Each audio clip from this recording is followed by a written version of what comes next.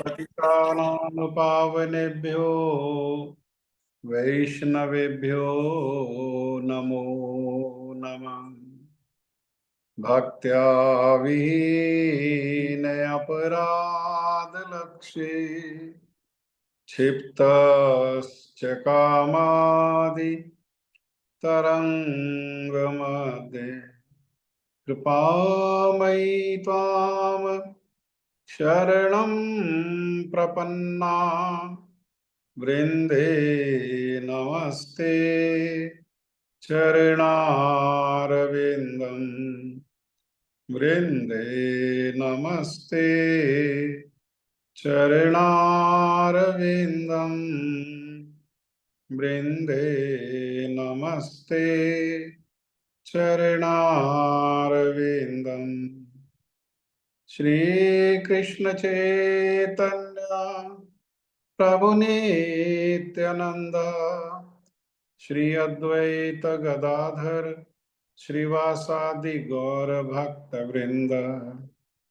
हरे कृष्ण कृष्ण कृष्ण हरे हरे, हरे राम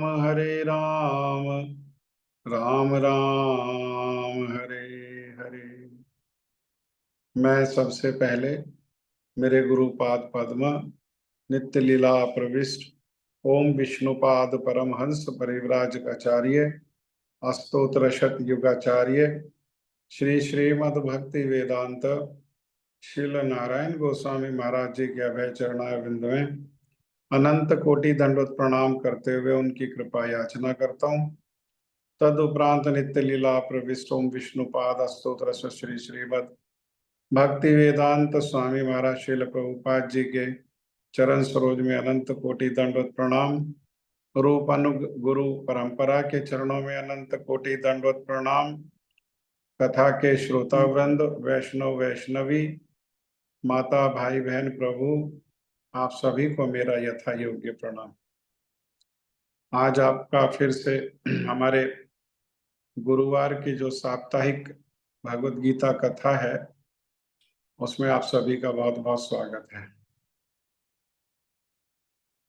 श्रीमद् भगवत गीता को हम थोड़ा अध्ययन करेंगे, लेकिन उसके पहले सबको एक सूचना देते हैं कि आज ब्रज में बहुलाष्टमी का उत्सव है। ब्रज के बाहर भी बहुत सारी माताएं इसको होली अष्टमी के रूप में इस उत्सव को मनाती हैं, परंतु वहाँ भावना दूसरी रहती है। वो अपने बेटों की लंबी आयु के लिए, उनके स्वास्थ्य के लिए, उनके मंगल के उद्देश्य से उपवास करती हैं। लेकिन ब्रज में ये जो बहुलाष्टमी का उत्सव है, अर्थात श्री श्री राधा कुंड और श्री श्री श्याम कुंड, इन दोनों का आज प्राकट्य दिवस है। ये आज ही के दिन ये ब्रज में प्रकट हुए। तो एक असुर जो कि बहुत बड़े उस सांड के रूप में जो बिजार होता है उसके रूप में ये वृंदावन में आ गया और इसका नाम है अरिष्टासुर। बहुत विशाल है।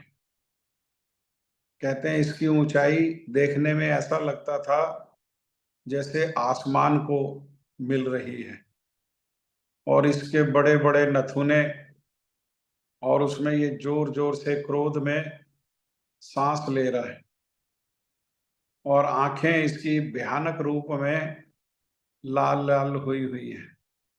बड़े बड़े सींग, बहुत लंबी पूंछ, और क्रोध में ये मलमूत्र त्यागते हुए ये ब्रजवासियों के पीछे उनको मारने के लिए भागा।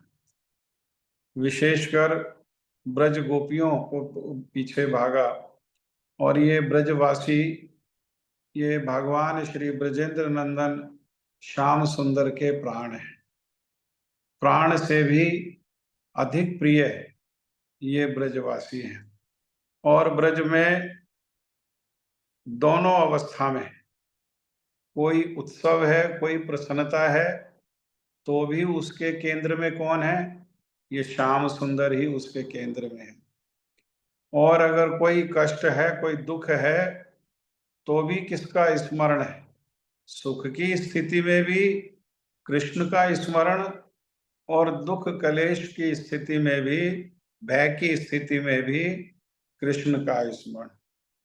यही बात को श्रील भक्ति विनोद ठाकुर कहते हैं, ग्रहे थाको वने थाको सदा हरि बोले डाको, सुखे दुखे भूले नाको वदने हरि नाम करो रे, गाए गौरा मधुर स्वरे, हरे कृष्ण कृष्ण कृष्ण हरे हरे, हरे राम राम राम हरे हरे। अर्थात जीवन की कोई भी परिस्थिति हो, जीवन में किसी भी प्रकार की स्थिति होने पर स्मरण किसका होना चाहिए? कृष्ण का ही स्मरण होना चाहिए। इसी प्रकार से ब्रज में, ब्रजवासियों के जीवन में उत्सव है, प्रसन्नता है, तो भी कृष्ण का स्मरण है। और जीवन में कोई विषम परिस्थिति है, विपरीत परिस्थिति है, तब भी क्या है? तब भी कृष्ण का स्मरण है। ये ब्रजवासी तो बड़े जोर से चिल्लाए, बचाओ बचाओ बचाओ बचाओ। किसको पुकार रहे हैं? ये कृष्ण को पुकार रहे हैं। और श्रील भक्ति विनोद ठाकुर ने ही कहा कि दैन्य आत्मनिवेदन गोत्रप्ते वरण अवश्य रक्षी ब कृष्ण विश्वास पालन। षड भक्ति अनुकूल मात्र कार्યેर स्वीकार, भक्ति प्रतिकूल भाव व्रजन अंगीकार, षडंग शरणागति हई वे जहार, तहार प्रार्थना सुने श्री नंद कुमार। ये ब्रजेंद्र नंदन, श्याम सुंदर, नंद नंदन, इनका हृदय, ये ब्रज में जो भक्त लोग जो प्रार्थना करते हैं, उनसे जिस प्रकार से हृदय इनका द्रवित होता है, ब्रज के बाहर उस प्रकार से हृदय जो है वो द्रवित नहीं होता। हाँ, जैसे ब्रज में इनका हृदय द्रवित हो जाता है। ब्रज में हृदय द्रवित होता है, कोई इनका नाम पुकारता है तो क्या करते हैं? ये सर्वस्व तो दे ही देते हैं, लेकिन स्वयं को भी दे देते हैं। हाँ, स्वयं को भी दे देते हैं। और दूसरी ओर श्रील गुरुदेव कह रहे हैं कि देखो, कश्यप ऋषि ने और अदिति ने भगवान को प्राप्त करने के लिए कितनी कठोर तपस्या करी, इतनी कठोर तपस्या करी कि पैरों के बल खड़े हो गए। पैर तो गुरु जी कहते पैरों के बल नहीं, उंगलियों के बल, पैरों के उंगलियों के बल खड़े हो गए। और उंगलियों के बल नहीं, वो जो अंगूठा है, उस अंगूठे के आगे का जो नखून है, उसको पृथ्वी पर रख करके खड़े हो गए। इतनी तपस्या करी, फिर भी भगवान की उपलब्धि कितनी देर के लिए हुई? बस भगवान अपने अंश के रूप में वहां पर उनके सामने प्रकट हुए। बहुत सारे देवता आ गए, ऋषि आ गए, उन सब ने स्तुति करी, अदिति और कश्यप ने भी स्तुति करी। वो देवता ऋषि आदि जो लोग आए थे, उन्होंने बहुत सारे भेंट उपहार दिए, और बस भेंट उपहार लेकर के और सीधा उन देवताओं को, जिस उद्देश्य से आए थे, देवताओं का काम बनाने के लिए भृगु कक्ष में, हाँ, जहाँ भृगुवंशी ऋषि ब्राह्मण क्या कर रहे हैं, वो श्री बलि महाराज से यज्ञ करा रहे हैं, उस ओर चल पड़े। बस इतना ही देर, इतना ही देर के लिए। हाँ, और दूसरी ओर गुरु जी बड़ा सुंदर रूप में बता रहे हैं कि वो फल बेचने वाली थी, और वो फल बेचने वाली रहती थी मथुरा में। लेकिन कुछ ब्रजवासी जो मथुरा गए, उनसे फल बेचने वाली ने सुन लिया कि ये नंदजू का लाला अलबेला, ये नंद जी का लड़का कैसा है? ये बड़ा रूपवान है, बड़ा चमत्कारी है, सबको अपनी ओर आकर्षित कर लेता है और बड़ा अलबेला है। बस उनसे सुन सुन करके और ये ब्रज में नंद बाबा के लड़के की ओर आकर्षित हो गई और फल का टोकरा लिया। फल के टोकरे में पीले पीले पके हुए लाल लाल आम रखे, अमरूद रखे, सेब रखे, केला रखा, अन्य अन्य फलों को रख करके और सर पर टोकरी रख करके ले चली। और रास्ता भर तो बोलती गई, कोई आम ले लो, कोई सेब ले लो, केला ले लो। लेकिन जैसे ही नंदालय के बाहर पहुंची तो नंदालय के बाहर जाकर के ये सब भूल गई और पुकारने लगी, गोविंद ले लो, माधव ले लो, ब्रजेंद्र नंदन ले लो, श्याम सुंदर ले लो। ऐसा तो तब वो पहले दिन द्रवित नहीं हुए, दूसरा दिन भी द्रवित नहीं हुए। लेकिन ऐसा कुछ ही समय हुआ कि एक दिन जो है वो मैया की गोद में लेट करके स्तनपान कर रहे हैं। वो किसको सुनाती है आकर के? वो किसको सुनाती है कि फल ले लो और साथ में नंद नंदन ले लो? किसको सुनाना चाहती है? वो वहां नंदालय में जो नंद बाबा है उनको थोड़ी ना सुनाना चाहती है, या यशोदा मैया है उनको थोड़ी सुनाना चाहती है, या और जो सेवक सेविकाएं हैं घर में उनको थोड़ी सुना चाहती। वो तो वो नंदजू का लाला जो अलबेला है उसको सुनाना चाहती है। हाँ, और जब इस प्रकार से सुना तो बड़े द्रवित हो गए। इनका श्याम सुंदर का हृदय जो है, यशोदा नंदन नंद नंदन, उनका हृदय द्रवित हो गया और द्रवित होकर के फल लेने के लिए गए। और आंगन में जो अनाज था वहां से छोटे छोटे जो हाथ है उस हाथ को ऐसे लेकर के अनाज ले लिया। अब हाथ में अनाज तो रख लिया लेकिन संभालना नहीं आता। दोनों हाथों के बीच में वहां पर क्या है, गैप है, वहां से अनाज निकलता जा रहा है। और दो चार दाने ले जा करके और उसकी टोकरी में रख दिए और टोकरी में रख करके कहने लगे, मुझे फल दे दो मैया, मुझे फल दे दो मैया, फल दे दो। तो वो कहने लगी, लाला देखो इतने से अनाज में तुम्हें ये फल कैसे मिल सकते हैं? हाँ, अगर तुम एक कार्य करो तो तुम्हें ये सारे के सारे फल बिना कुछ दिए मिल सकते हैं। तुम एक बार मेरी गोदी में बैठ करके मुझे अगर मैया कह करके पुकार लो तो ये सारे फल तुम्हारे को मैं दे दूंगी। हाँ, तो कृष्ण ने देखा इधर उधर, कोई देख तो नहीं रहा। हाँ, तो और गोदी में बैठे और गोदी में बैठ करके ठोड़ी में हाथ लगाया प्रेम से और अपने मुख की और उसके मुख को किया और मैया मैया की पुकारा और एकदम झट खड़े हुए कहने लगे, अब फल दो। और ये तो बस देख करके हाथ का स्पर्श मिला, गोद में बैठे और प्रेम से जो मैया मैया पुकारा, इसका तो मन ही उनके पास चला। अब शरीर तो है, शरीर में इंद्रियां तो हैं, वो अपना कार्य तो कर रही हैं, लेकिन मन कहाँ चला गया? मन चला गया कृष्ण के पास।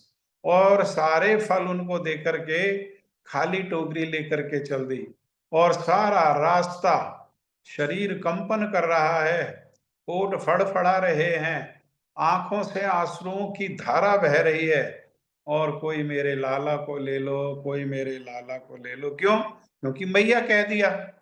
अब कोई केवल नंद नंदन ब्रजेंद्र नंदन थोड़ी ना रह गया, यशोदा नंदन थोड़ी रह गया, उसको भी मैया कह दिया तो उसका लाला हो गया। तो मेरे लाला को ले लो, मेरे लाला को ले लो। और दूसरी ओर उसके जो टोकरी है जिसमें वो फल लाई थी उसमें चमत्कारी रूप से उसका वजन बढ़ने लगा। जब उसका वजन बढ़ने लगा तो वजन धीरे धीरे इतना बढ़ गया कि वो उठा ही नहीं पा रही है। उसने देखा कि देखो इसमें वजन कैसे बढ़ा। उसको हटा करके देखा तो इतने कीमती कीमती मणि, हीरा, ये सब से उसका टोकरा भर गया। लेकिन जिसको कृष्ण ने जिसका हृदय कृष्ण के पास चला गया, जिसका मन कृष्ण ने चोरी कर लिया, हाँ, वो चोर है। चोर भी कैसे हैं? चोराग्रण, चोरों में श्रेष्ठ है, उनसे बड़ा चोर कोई नहीं है। क्यों? क्योंकि वो चित्त की चोरी कर लेते हैं और इस मैया के हृदय की उन्होंने चोरी कर ली। उसके लिए तो ये हीरा जवाहरात मणि ये सब क्या है, ये मिट्टी के जैसा है। जिसको कृष्ण मिल गए उसको ये संसार की संपत्ति की आवश्यकता ही नहीं रहती है।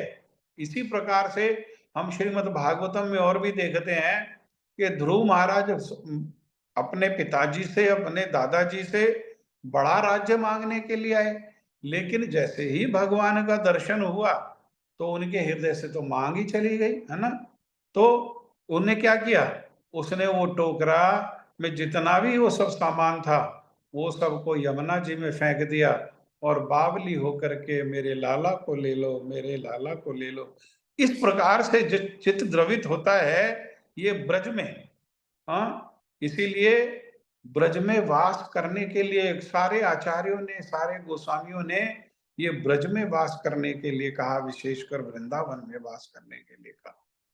जिस प्रकार से वहां पर पुकारने पर उनका हृदय द्रवित होता है, ऐसा संसार में कहीं कोई तपस्या करने पर, योग करने पर, बड़े बड़े यज्ञ करने पर, है ना, बड़े बड़े दान देने पर उनका हृदय उस प्रकार से द्रवित नहीं होता।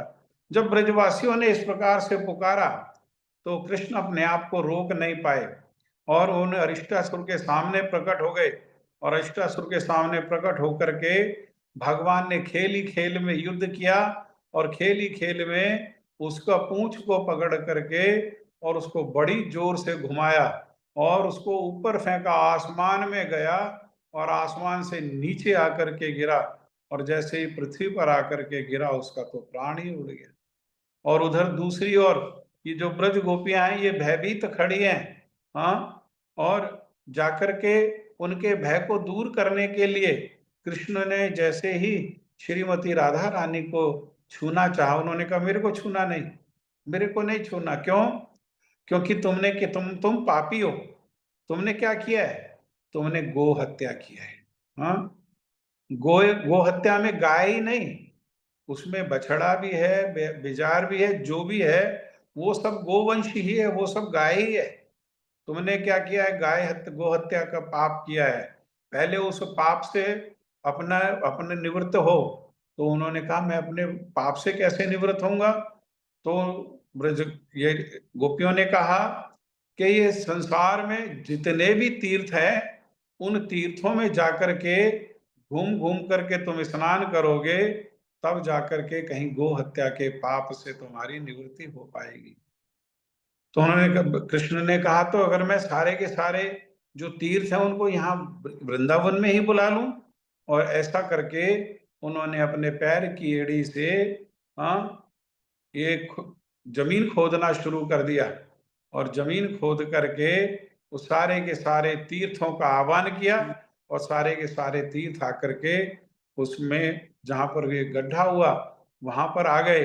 और वहां ये भगवान श्री कृष्ण ने स्नान किया और स्नान किया तो वही हुआ श्याम। जिस कुंड में इस प्रकार से स्नान किया वो क्या हुआ? वो श्याम कुंड हुआ। तो तब ये भगवान श्री कृष्ण ने कहा ब्रज गोपियों से कि तुम भी इसमें स्नान कर लो। तो ब्रज गोपियों ने कहा हमें तुम्हारे कुंड में स्नान करने की कोई आवश्यकता नहीं है, हम अपना स्नान करने के लिए, क्योंकि वो ब्रज गोपियां उल्टा ही जवाब देती हैं। क्यों? क्यों उल्टा जवाब देती हैं? क्योंकि कृष्ण को, ये जो भगवान श्री कृष्ण हैं, उनको वेद की सुंदर सुंदर ऋचाओं से कोई स्तुति करे तो उनको वैसी प्रसन्नता नहीं होती जैसी गोपियों के उल्हाना से, उल्टा जवाब देने से जैसे वे प्रसन्न हो जाते हैं। इसी कृष्ण को प्रसन्न करने के उद्देश्य से ही वो क्या करती हैं, वो ब्रज गोपियां उल्टा उल्टा जवाब देती। हाँ, उन्होंने तो कहा कि हम तो अपना कुंड अलग बनाएंगे। और श्रीमती राधा रानी ने क्या किया? अपने कंगन लेकर के वो कुंड को खोदना प्रारंभ कर दिया।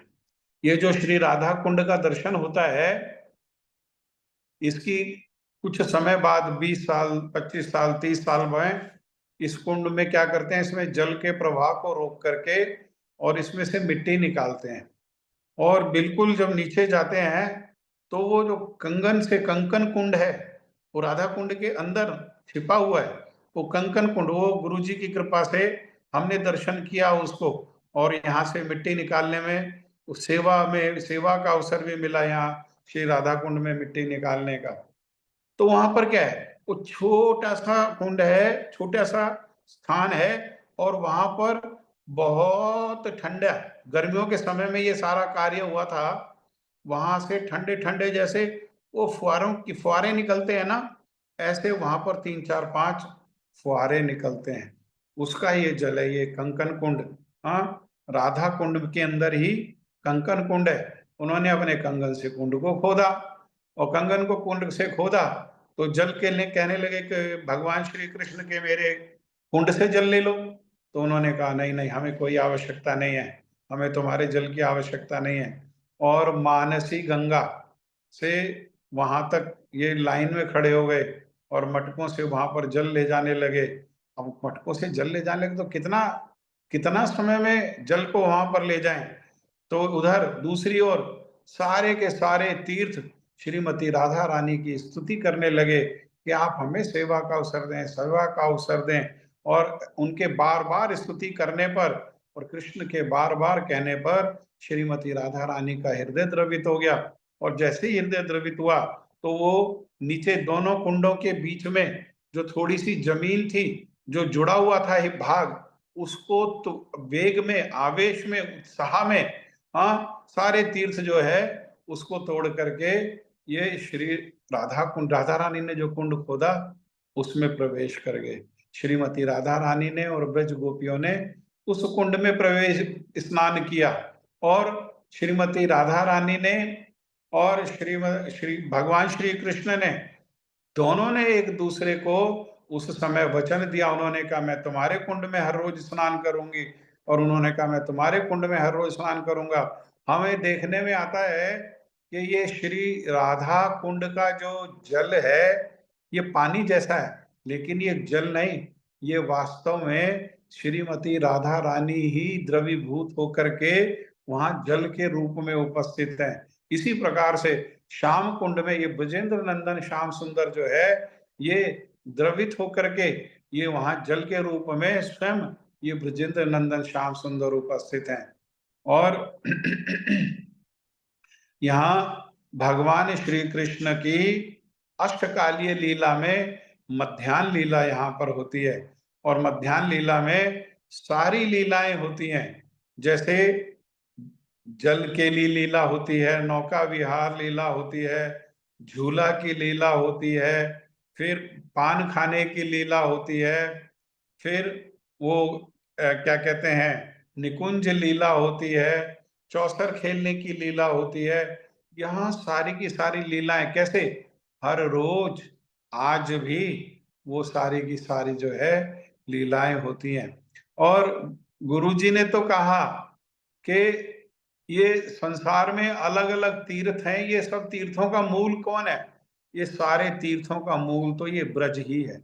ब्रज में श्री बद्रीनाथ भी हैं, श्री केदारनाथ भी हैं, श्री गंगोत्री जी भी हैं, श्री यमुनोत्री जी भी हैं। सारे के सारे तीर्थ का मूल ये ब्रज है। सारे तीर्थ जो है यहाँ ब्रज में हैं, लेकिन मूल रूप से, लेकिन वो विस्तार के रूप में अलग अलग स्थान पर संसार के लोगों पर कृपा करने के लिए वो तीर्थ वहां पर उपस्थित हैं। एक बार प्रयागराज वो क्या करते हैं, हर वर्ष जो है वो सारे तीर्थ, क्योंकि तीर्थों के राजा है प्रयागराज। हाँ, प्रयाग कौन है? राजा। वो सारे तीर्थों के राजा हैं। वो सारे तीर्थों के राजा होने के कारण वो सारे तीर्थों को एकत्र करते हैं। सारे तीर्थ वहां एकत्र हैं, राजा के सामने राजा के आदेश को पालन करने के लिए एकत्र होकर रहते हैं। तो लेकिन महाराधा कुंड तो जाते ही नहीं है। तो ये प्रयागराज जो है, ये भगवान श्री कृष्ण से शिकायत करने लगे कि देखो आपने मुझे तीर्थों का राजा बनाया है, सारे तीर्थ तो आते हैं, लेकिन ये श्री राधा कुंड, श्याम कुंड तो यहाँ आते ही नहीं है। तब भगवान ने कहा अरे मैंने तुझे तीर्थों का राजा बनाया है, तुझे मैंने अपने घर का राजा नहीं बनाया, वो मेरा अपना घर है। राधा कुंड श्याम कुंड क्या है? राधा कुंड श्याम कुंड मेरा अपना घर है। अनेकों अनेक जो तीर्थ हैं, जैसे देखो क्या कहते हैं, द्वारकापुरी है, द्वारकापुरी सारे संसार से श्रेष्ठ है, यहाँ तक कि भगवान राम का जो स्थान है साकेत, उससे भी श्रेष्ठ है। लेकिन किसी समय इसको विस्तार में बताएंगे। लेकिन द्वारका से भी जो श्रेष्ठ है वो मथुरा है। मथुरा से भी जो श्रेष्ठ है वो क्या है? वो गोकुल है। गोकुल से भी श्रेष्ठ जो है वो वृंदावन है। और वृंदावन में श्रेष्ठता लिए हुए श्री गिरिराज महाराज हैं। और उन सब से श्रेष्ठ क्या है? उन सब से जो श्रेष्ठ स्थान है वो ये श्री राधा कुंड और ये श्री श्याम कुंड है। आज उन्हीं श्री राधा कुंड और श्री श्याम कुंड का प्राकट्य दिवस को ही बहुला अष्टमी कहते हैं। हाँ, आज की अष्टमी क्या है? ये बहुला अष्टमी है। और आज रात को 12 बजे तो वहां तो विश्व के सारे लोग, विश्व से आए हुए सारे लोग एकत्र होते हैं। कहाँ कहाँ से लोग एकत्र होते हैं और रात को 12 बजे श्री राधा कुंड और श्याम कुंड में स्नान करते हैं। और श्री राधा, लेकिन दुर्भाग्य की बात है कि बहुत सारे लोग ऐसे हैं जिनको कोई धन का अभाव होता है, संतान का अभाव होता है, तो वो इसी इच्छा को लेकर के, हाँ, अर्थात राधा, श्री राधा कुंड जो साक्षात श्रीमती राधा रानी है और जो श्याम कुंड जो साक्षात श्री ब्रजेंद्र नंदन श्याम सुंदर है, उनके निकट जाकर के एक तो उनमें अपने पैर डाल के नहीं बैठना चाहिए। एक जब दिन छिप जाए तो उसके बाद उनमें कुंडों में प्रवेश नहीं करना चाहिए। अगर हमारी स्नान करने की इच्छा है तो पहले प्रणाम करना चाहिए, राधा श्री राधा कुंड को प्रणाम करें और वहां आचमन करें। और आचमन करके श्रीमती राधा रानी के चरणों में जिस प्रकार से प्रवेश कर रहे हैं, ऐसे श्री राधा कुंड में प्रवेश करके वहां डुबकी लगाएं। और फिर इसी प्रकार से श्री श्याम कुंड में को प्रणाम करें, आचमन करें और फिर श्याम सुंदर के चरणों में वहां डुबकी लगाएं। वापसी श्री राधा कुंड में आकर के डुबकी लगाएं। वहां पर जल क्रीड़ा नहीं करनी चाहिए। हाँ, क्यों? क्योंकि वो साक्षात श्रीमती राधा रानी है, वो साक्षात श्री श्री ब्रजेंद्र नंदन श्याम सुंदर है। जय श्री राधा कुंड की जय, श्री श्याम कुंड की जय, श्री बहुला अष्टमी की जय, श्री कार्तिक महामहोत्सव की जय हो। यह श्री ब्रजमंडल परिक्रमा की जय, परिक्रमाकारी भक्त वृंद की जय जय हो। अब कीर्तन करा लो।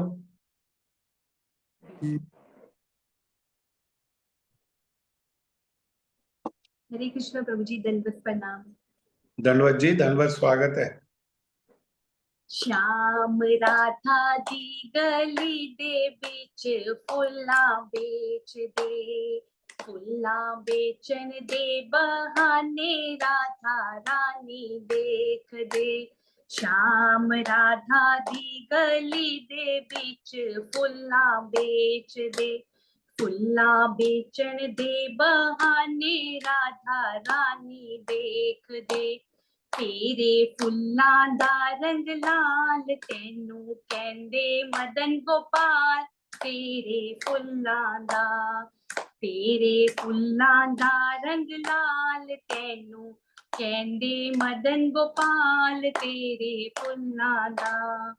श्याम राधा दी गली दे बिच फुल्लां बेच दे, फुल्लां बेचन दे बहाने राधा रानी देख दे।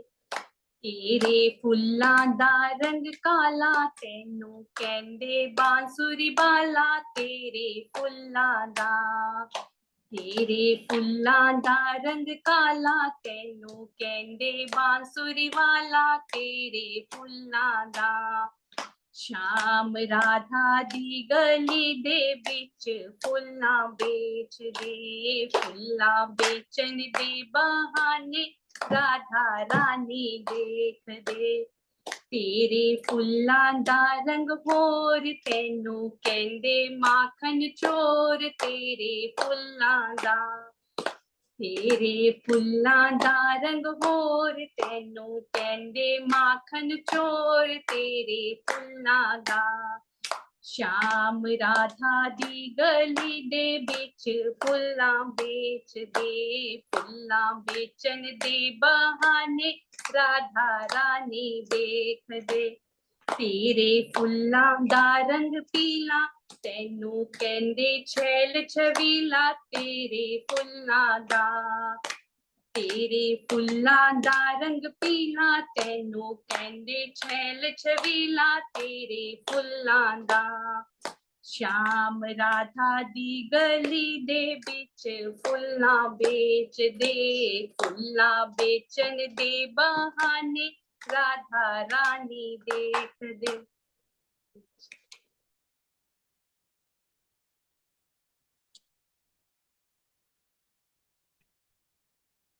हमारे गोस्वामियों ने, आचार्यों ने इसी श्री राधा कुंड के तट पर भजन किया है। विशेषकर श्रील रघुनाथ दास गोस्वामी पाद जी ने वहां पर भजन किया। और श्रील रघुनाथ दास गोस्वामी पाद जी के पास, श्रील रघुनाथ दास गोस्वामी पाद जी कौन है? वो श्रील रूप गोस्वामी पाद जी के कृपा पात्र हैं।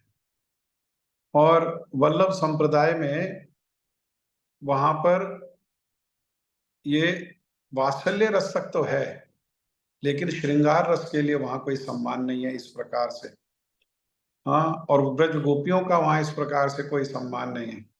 लेकिन श्री वल्लभाचार्य जी का जो बड़ा बेटा है, वो उसने क्या किया?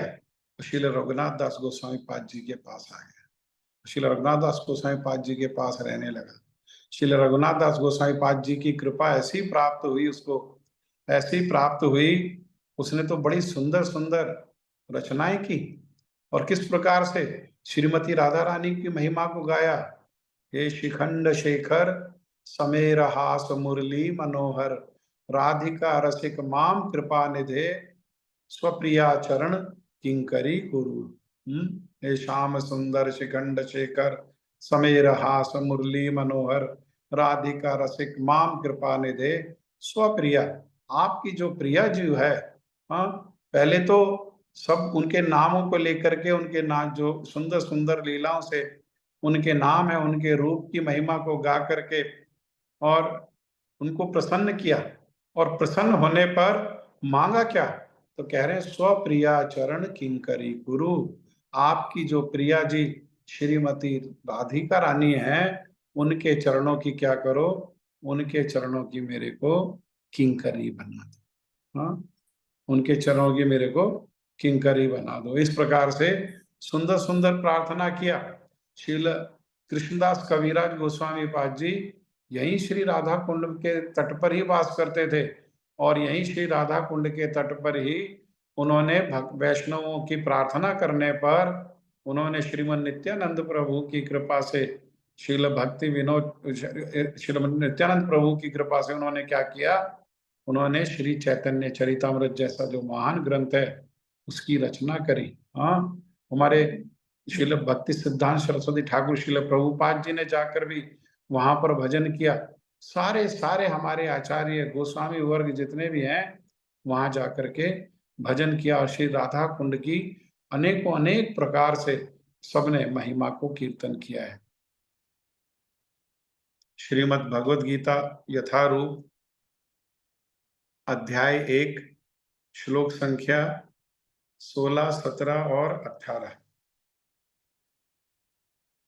अनंत विजयम राजा कुंती पुत्रो युधिष्ठिरा, नकुल सहदेवश्च सुघोषमणि पुष्पको, काश्यश्च परमेशवासा शिखंडी च महारथा, दृष्टद्युम्नो विराटश्च सात्यकिश्च अपराजिता, द्रुपदो द्रौपदेयाश्च सर्वशा पृथ्वीपते, सौभद्रश्च महाबाहु शङ्कान् दद्मु पृथक् पृथक्।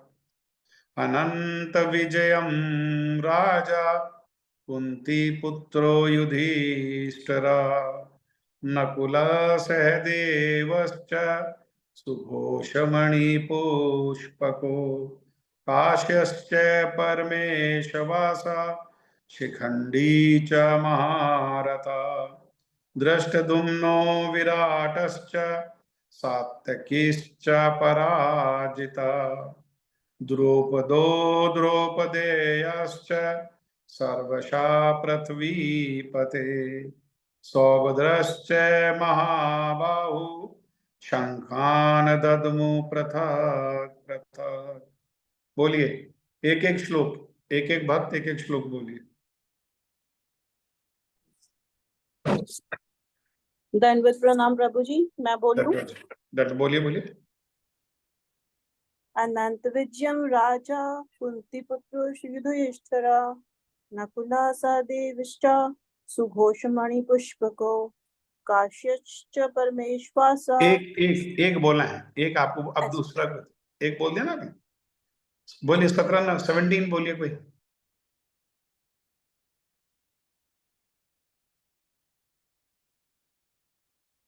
कोई बोलेगा? मैं बोलती हूँ प्रभु जी। कायश्च परमेश्वासः शिखंडी च महारथः धृष्टद्युम्नो विराटश्च सात्यकीश्वापराजितः।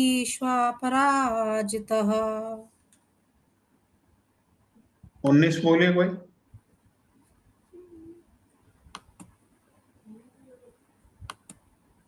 तो बोलने वाले हैं नहीं ग्रुप में।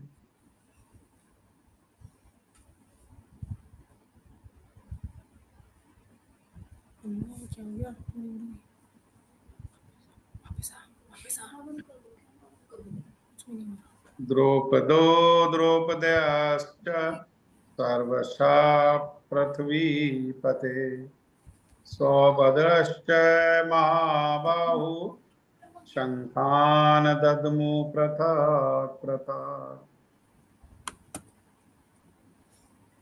इसमें क्या है, इसमें अलग अलग योद्धाओं के नाम हैं और उन्होंने क्या किया है, उन्होंने अपने अपने शंख बजाए हैं।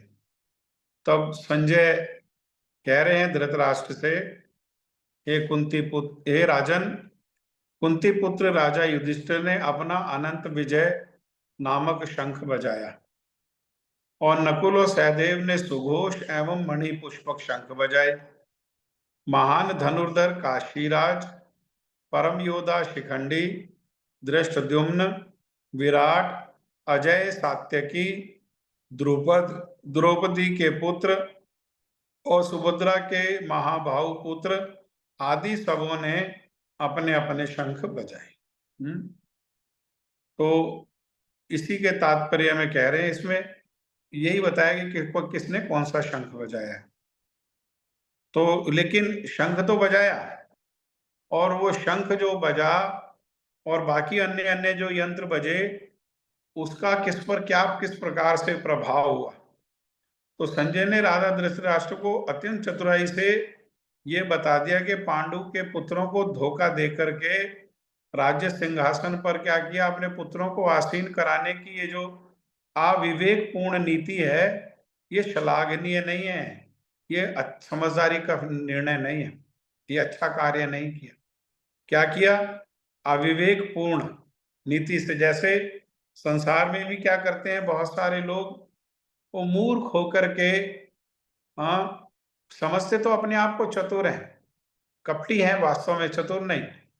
वो कपटी हैं और क्या समझते हैं, अपने आप को चतुर समझते हैं, और क्या करते हैं, वो सोचते हैं कि अपने बच्चों को प्रसन्न करने के लिए वो क्या करते हैं, जहां से अवसर मिलता है वहां रिश्वत ले लेते हैं, जहां अवसर मिलता है वहां बेईमानी कर लेते हैं, जहां अवसर मिलता है वहां भाई की संपत्ति को ले लेते हैं, भाई भाई से बेईमानी कर लेते हैं। जैसे यहाँ पर क्या किया, यहाँ पर एक भाई ने दूसरे भाई के बेटों की संपत्ति को छीन करके अपने बेटों को दिया, हाँ, धोखा दे करके। कैसे? पांडु के पुत्रों को धोखा दे करके क्या किया उसने। ये कार्य कैसा है? ये कार्य मूर्खता, अविवेकपूर्ण, मतलब मूर्खता, हेडलेस जैसा व्यक्ति कार्य करता है, हाँ, जिसमें विवेक नहीं है, हाँ, वो मूर्खता जैसा ये कार्य किया, ये चलने वाला नहीं है। यहाँ के जो लक्षण हैं, वो लक्षण पहले से ही सूचित कर रहे हैं कि इस महायुद्ध में क्या होगा, सारा कुरुवंश मारा जाएगा। इसलिए कहा ये निर्णय कैसा है? मूर्खता का निर्णय है।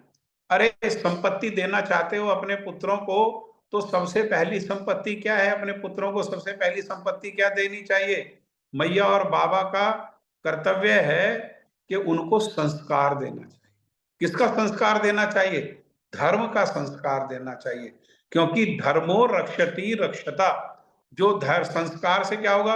वो बच्चे संस्कार कब से पालन करेंगे धर्म का, और जो समय पर धर्म का पालन करता है, अर्थात धर्म का पालन करके धर्म की रक्षा करता है, समय आने पर वही धर्म वो धर्म का पालन करने वाले की रक्षा करता है। पांडु के पुत्रों को मिला संस्कार, और इनके बेटों को जन्म से ही क्या मिला? कपट मिला, हाँ, झूठ मिला। किससे मिला? विरासत में अपने अंधे पिताजी से मिला। लेकिन उसका उसका परिणाम क्या हुआ? अरे संपत्ति दी, वो संपत्ति को कितना समय भोग पाए? वो कुछ ही समय उसको भोग पाए, और उसके बदले में क्या हुआ? उसके बदले में सारे के सारे पुत्रों का विनाश हो गया। ऐसा पिता सोचो, जो संपत्ति को कुछ समय देने के लिए अपने पुत्रों को मरवा डाले, वो पिता कैसा है? वो पिता मूर्ख है ना? वो पिता समझदार नहीं है। इसीलिए विचार करो कि हम किसी की बेईमानी करके पैसे ले लेते हैं, किसी से रिश्वत लेके पैसा ले लेते हैं।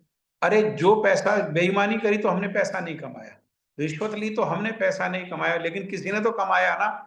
जिसने कमाया वो पैसा उसको रिश्वत में देना पड़ रहा है, बेईमानी में देना पड़ रहा है, उसको हाय हाय हो रही है, उसको दुख हो रहा है, कलेश हो रहा है। अरे जिसने पैसा कमाया, उस कमाए हुआ पैसा उसको सुख नहीं दे रहा। हम छीन झपट के ले आएंगे, रिश्वत लेकर के, डरा करके, बेईमानी करके हम ले लेंगे, तो हमारे बच्चों को वो कैसे सुखी करेगा? जिसने कमाया उसी को सुख नहीं दे रहा, तो छीनने झपटने वाले को, रिश्वत लेने वाले को, बेईमानी करने वाले को पैसा कभी भी सुखी नहीं कर सकता। वो पैसा क्या बनेगा? वो पैसा जैसे यहाँ अपने भाई से बेईमानी करके ये धृतराष्ट्र ने अपने बच्चों के लिए ये पैसे को छीना, उनके हिस्से को छीना, वो क्या बना? वो सारे कुल के विनाश का कारण बना। ऐसे ही रिश्वत में लिया हुआ पैसा, बेईमानी किया हुआ पैसा, जिस पैसे को हमने कमाया नहीं है, अर्जित नहीं किया है, उस पैसे का भोग करना, उस पैसे पर अधिकार जमाना, ये सब क्या है? ये सब हमारे और हमारे बच्चों के विनाश का कारण बनेगा। ठीक है? भीष्म पितामह से लेकर अभिमन्यु और अन्य जो पौत्र हैं, यहाँ कहा ना सुभद्रा का बेटा। सुभद्रा का बेटा कौन है? सुभद्रा का बेटा अभिमन्यु। हाँ, द्रौपदी के बेटे, मतलब पांचों पांडवों से जो एक एक बेटा है, वो 5 बेटे। तो ये पौत्र हैं। ये पौत्रों तक विश्व के अनेक देशों के राजाओं समेत उपस्थित सारे के सारे लोगों का विनाश क्या है, ये निश्चित करेगा। कैसा व्यक्ति है, कैसा राजा है ये, कैसा अपने परिवार का मुखिया है। इस परिवार के मुखिया ने क्या किया? अपना सारा परिवार को विनाश के मुंह में डाल दिया। इतने राजाओं को, ये सबसे बड़ा विश्व युद्ध हुआ, सारे विश्व के सारे बड़े बड़े राजा यहाँ आए, वो सारे के सारे मारे गए। और ये सारी की सारी दुर्घटना किसने करी? ये सारा विनाश का कारण कौन है? ये सारे विनाश का और दुर्घटना का कारण है ये धृतराष्ट्र। क्यों क्यों क्यों हुआ ये? क्योंकि उसने नीति को प्रोत्साहित नहीं किया। किसको प्रोत्साहित किया? कुनीति को प्रोत्साहित। कुनीति को प्रोत्साहित करने के कारण उस सब के सब मारे गए, विशेषकर उसके सारे बच्चे मारे गए। भागवत में भी जो कथा आती है, वो सुरुचि और सुनीति, एक सुरुचि है, एक सुनीति है।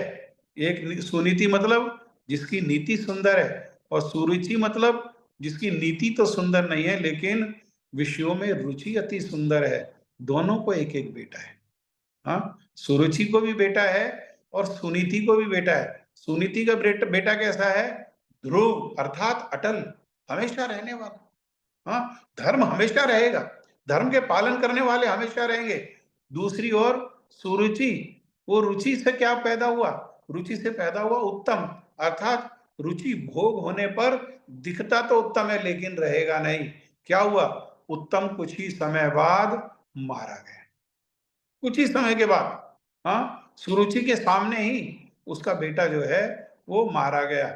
इसको कुनीति, कुनीति जो है वो अपने जीवन में नहीं होनी चाहिए, सुनीति होनी चाहिए। सुनीति, सुनीति आएगी कहाँ से? सुनीति का स्रोत क्या है? सुनीति का स्रोत है ये शास्त्र। ये सुनीति के लिए ही क्या है, भगवान ने ये शास्त्र हमको दिए हैं। ये शास्त्र, और फिर ये शास्त्र कैसे, ये शास्त्र को पढ़ने पर भी हम नहीं समझ सकते, हम इसको ग्रहण नहीं कर सकते, बुद्धि से रट सकते हैं लेकिन इसको वास्तव रूप में ग्रहण नहीं कर सकते। तो ग्रहण कैसे करेंगे? तो गुरु जी कहते हैं दो कृपा से, भगवान की कृपा से और भागवत की कृपा से। और भगवान की कृपा क्या है? भगवान की कृपा ही भक्त भागवत है। हाँ, जैसे सूर्य को देखने के लिए प्रकाश, सूर्य की कृपा से ही, सूर्य के प्रकाश में ही सूर्य को देखा जा सकता है।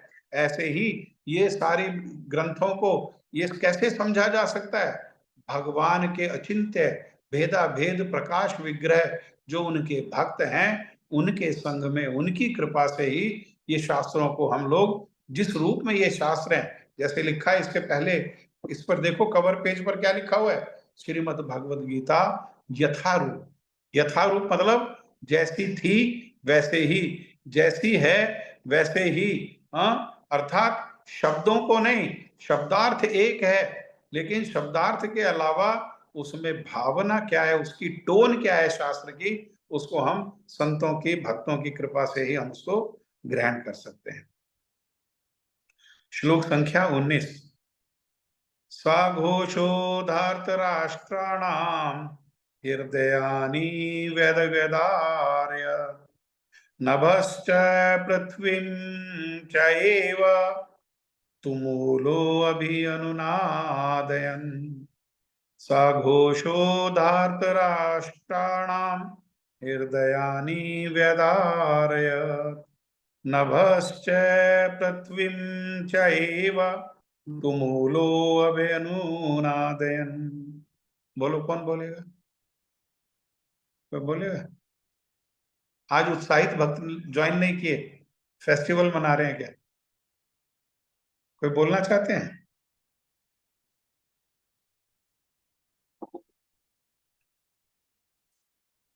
इन विभिन्न शंखों की ध्वनि कोलाहल पूर्ण बन गई।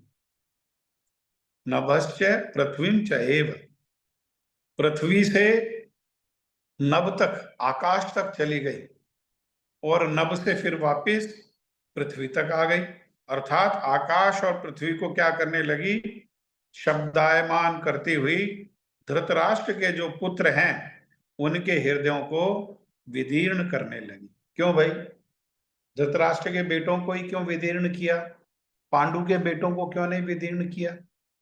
क्योंकि उनके हृदय में पाप है, उनके हृदय में कपट है।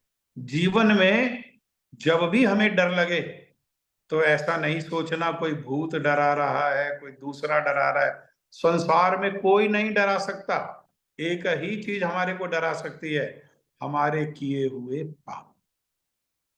आदमी डरता है तो कौन डराता है? अरे डरता है तो कोई ना कोई तो डराता है ना।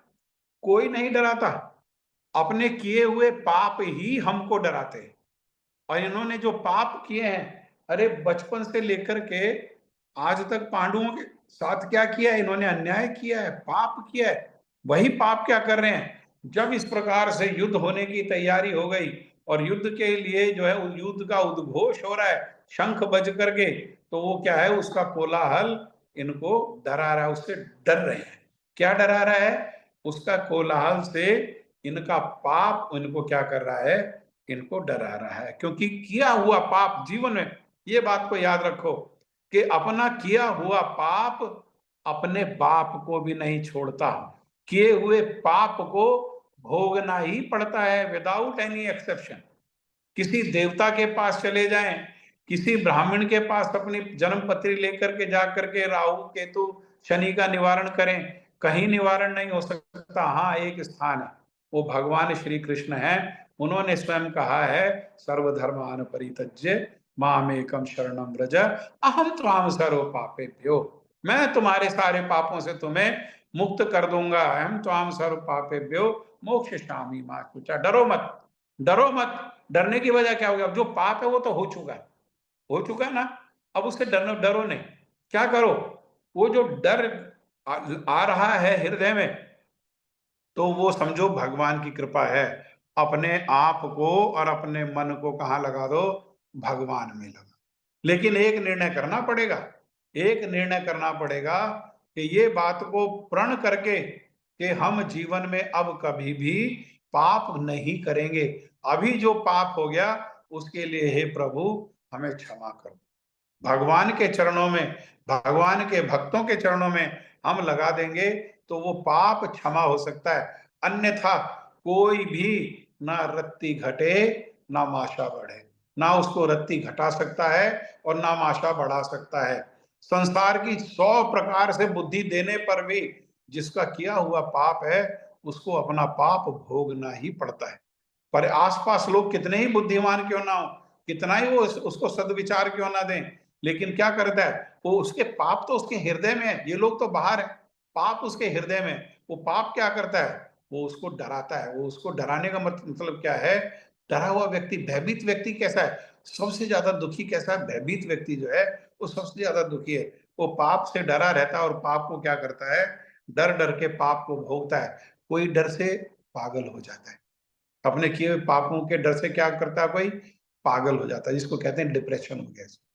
डिप्रेशन कैसे हो गया भाई? अपना किया हुआ पाप सामने आ गया, अपना किया हुआ जो पाप है उसका फल सामने आ गया। भगवान को पकड़ा नहीं तो संसार में तो कोई और बचा नहीं सकता।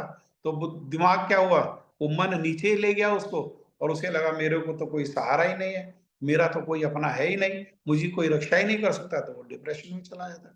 डिप्रेशन में गया हुआ व्यक्ति वो फिर कुछ भी कर सकता है। कभी छत पे चढ़ करके नीचे कूद करके अपना शरीर को कहता है, कभी आग लगा सकता है, कभी कुछ कर सकता है, कभी कुछ कर सकता है। क्या कौन कौन ये सारे कार्य करा रहा है? तो कोई दूसरा कार्य, भगवान उसके लिए दोषी नहीं है, कोई देवी देवता उसके लिए दोषी नहीं है, कोई ग्रह नक्षत्र उसके लिए दोषी नहीं है। उसके लिए दोषी है कोई अगर, तो हम स्वयं, हमने जो किया हुआ है वही हमारे सामने आ रहा है। हाँ, जब भीष्म और दुर्योधन के पक्ष के अन्य वीरों ने अपने अपने शंख बजाए तो पांडवों के हृदय विदीर्ण नहीं हुए। हाँ, ऐसी घटनाओं का वर्णन नहीं मिलता, किंतु इस विशिष्ट श्लोक में कहा गया है कि पांडव पक्ष के शंखनाद से धृतराष्ट्र के पुत्रों के हृदय क्या हुआ? वो विदीर्ण हो गए, डर गए, भयभीत हो गए। इसका कारण स्वयं पांडव और भगवान कृष्ण में उनका विश्वास है। परमेश्वर, पांडवों का विश्वास कहाँ है? भगवान श्री कृष्ण में। परमेश्वर की शरण करने वालों को किसी प्रकार का भय नहीं रह जाता, चाहे वह कितनी विपत्ति में क्यों ना हो। समय है, अगला श्लोक करें? अभी समय है या जब का समय हो गया? प्रभु जी हो गया, 1 ही मिनट रहता है, जब का ही समय हो। चलो फिर जब करो। और एक वो थोड़ा सा आप लोगों के लिए सूचना है कि अभी अगले थर्सडे को तो बहुत सारे लोग दीपावली मनाएंगे, क्योंकि दीपावली 2 दिन मना रहे हैं। कोई 31 को मना रहा है, कोई 1 को मना रहा है ना? हम लोग तो 1 को मनाएंगे दीपावली जो है। और दीपावली जैसे, दीपावली पर लोग कहते हैं, हम लोगों से बहुत समय से कह रहे हैं चलो वृंदावन चलो दीपावली पर, तो लोग कहते हैं नहीं, दिवाली तो अपने घर की होनी चाहिए। अरे अपना घर समझो कहाँ है? ये वृंदावन ही मूल अपना घर है। हाँ, और वहां एक बार ब्रजवासियों के साथ जाकर के ये मानसी गंगा, क्योंकि मानसी गंगा का प्राकट्य दीपावली के दिन ही भगवान ने किया। मानसी गंगा के तट पर वहां पर दीप दान होता है, वहां पर सुंदर रूप में उत्सव होता है, कीर्तन होता है। हाँ, वही अपना घर है। हम तो जब से गुरु जी से दर्शन हुआ तो गुरु जी की कृपा से तभी से दीपावली आप भी अपने घर की मना रहे हैं और हम भी अपने घर की, हम तो वृंदावन की मना रहे हैं। एक बार किसी समय निकाल करके देखें, खैर वो आपका निर्णय है। आप दीपावली मनाओगे तो उस दिन भी ये कार्यक्रम नहीं हो पाएगा। और उसके बाद हमारे भागवत सप्ताह है और हमें साउथ इंडिया के टूर पर भी जाना है। तो 15 दिसंबर के बाद जो भी बृहस्पतिवार आएगा उससे फिर ये दोबारा, आज जहाँ से हमारा ये विश्राम हुआ है उसके आगे 15 दिसंबर के बाद जो भी पहला थर्सडे होगा उस थर्सडे को हम ये कथा का कार्यक्रम फिर दोबारा से प्रारंभ करें। ठीक है, जिसकी बारी जब की है वो जब करो। हरे कृष्णा प्रभु जी, दंडवत प्रणाम। हरे श्री कृष्ण जी। श्री कृष्ण चैतन्य प्रभु नित्यानंद, श्री अद्वैत गदाधर श्रीवासादि गौर भक्त वृंद। हरे कृष्ण कृष्ण कृष्ण हरे हरे, हरे राम राम राम हरे हरे। हरे कृष्ण कृष्ण कृष्ण हरे हरे, हरे राम राम राम हरे हरे। हरे